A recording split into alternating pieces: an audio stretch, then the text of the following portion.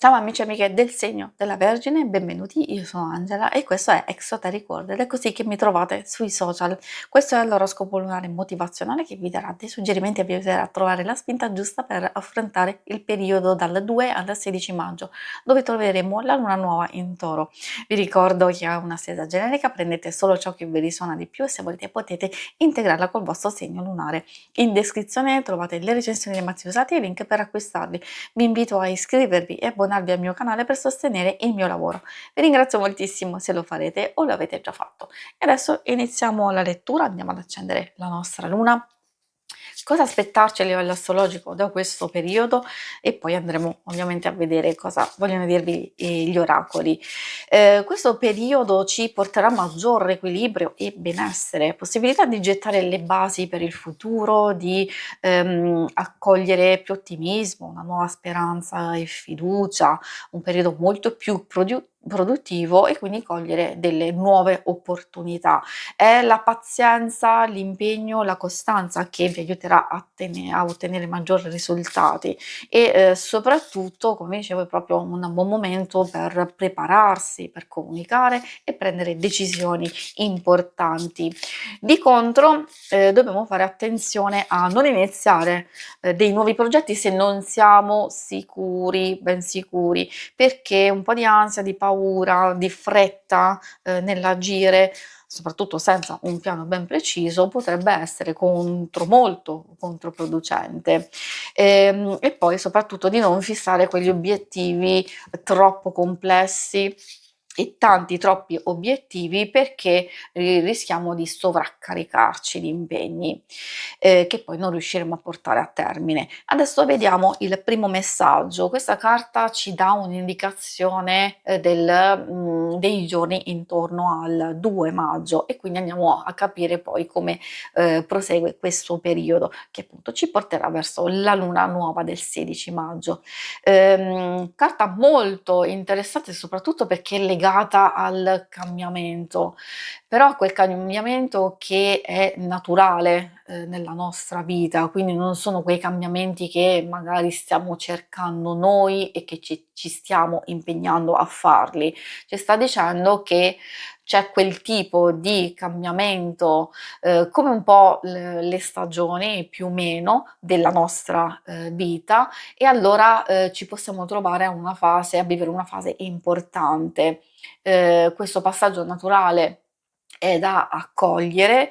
In che modo? Magari di vivere in pieno un certo tipo di percorso, quello che sentiamo a livello intuitivo di seguire, di fare. A volte io consiglio anche di stare magari del tempo in mezzo alla natura o di fare un qualcosa che ci appassiona, proprio per staccarci dal solito rumore e gli impegni quotidiani, perché così ci ricarichiamo, così troviamo il nostro vero ritmo naturale e riusciamo ad affrontare anche la stessa vita quotidiana, che è abbastanza impegnativa.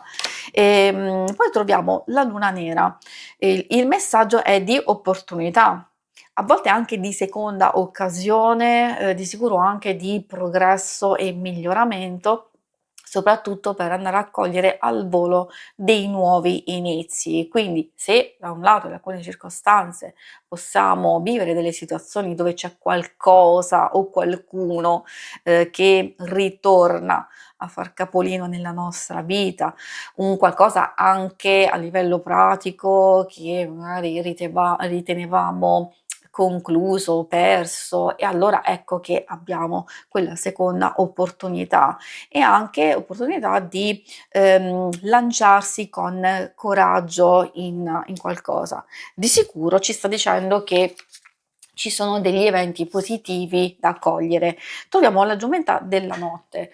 È un messaggio particolare perché ci indica, anzi ci punta un po' il dito contro, ma non in senso negativo, proprio per aiutarci a capire meglio noi stessi e anche in base alle nostre azioni, ai nostri pensieri, come muoverci nella vita stessa, perché solo così così riusciamo a capire come gestire alcune cose e ottenere i nostri risultati, che poi siano strettamente personali, come dico sempre, o vogliamo magari trovare l'amore o migliorare un rapporto o il lavoro stesso, seguire le nostre ambizioni, quindi in qualsiasi circostanza abbiamo un punto di partenza e cioè questa ci dice attenzione, c'è paura, c'è fretta, c'è incertezza o c'è la possibilità di finalmente di affrontare una paura per superarla o comunque c'è un qualcosa che ci spaventa e che qui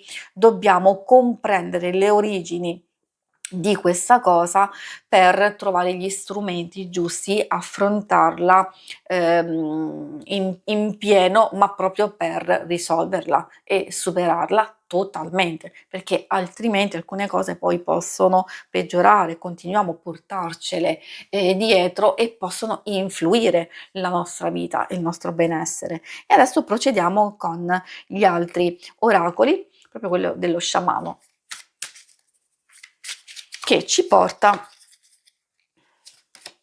ulteriori consigli. Adesso questo è legato alla carta custode della terra, parla del prendersi cura ovviamente di noi stessi, però anche delle persone intorno a noi, quelle più care, anche della terra, visto che si tratta proprio del custode della terra.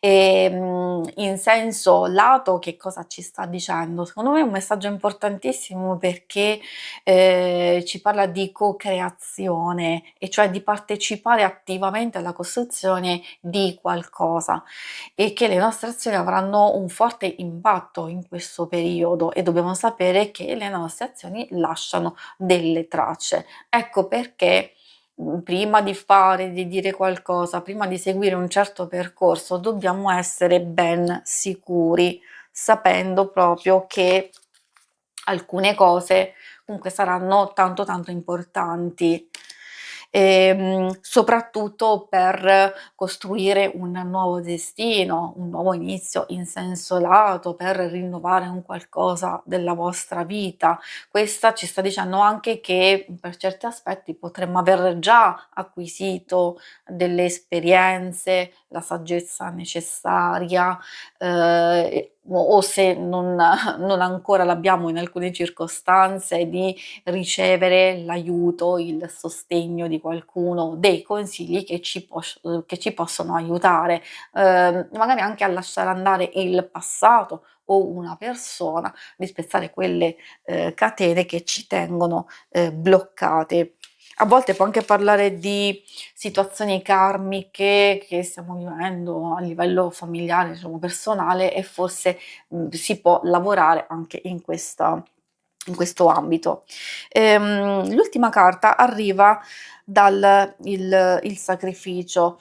Attenzione, non è una carta negativa, cioè in pratica ci sta dicendo che abbiamo bisogno di impegnarci ulteriormente in qualcosa, oppure abbiamo bisogno di offrire aiuto, sostegno o come vi dicevo proprio alcune cose che sappiamo fare proprio per utilizzarle nel miglior modo possibile. Perché se ci stiamo sacrificando eccessivamente per qualcosa o per qualcuno, forse vuol dire che stiamo disperdendo le nostre energie. Allora ci consiglia di riequilibrarle e di rigenerarci.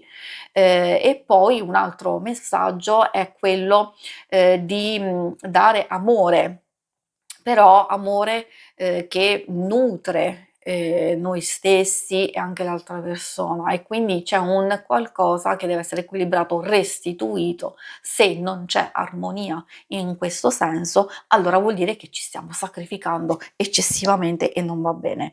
Vale per una persona, vale anche per qualcosa a livello pratico, lavorativo? Assolutamente sì, perché io dico sempre che una lettura deve cogliere, una lettura del genere va a cogliere tutti gli ambiti della nostra vita. Si conclude qui la lettura, vi ringrazio per avermi seguita. Se volete in alto a destra trovate il logo per iscrivervi al canale, mentre in basso trovate le schermate per vedere il vostro oroscopo mensile e quello settimanale. Alla prossima, vi auguro una buona luna, ciao!